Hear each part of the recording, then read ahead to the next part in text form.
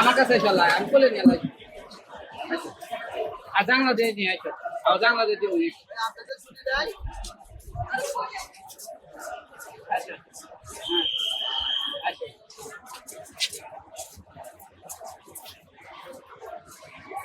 জানলা দিয়ে আসা যায়।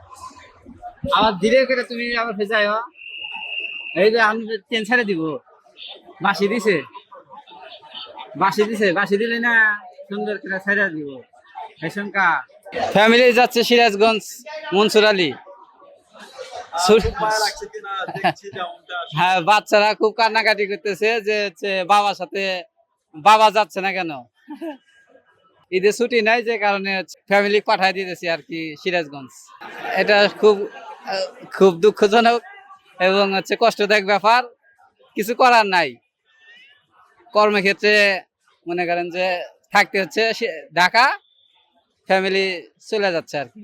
এরকম হয় আর হয়েছে এরকম, মানে অভ্যাস কিছুটা হয়ে গেছে আর কি।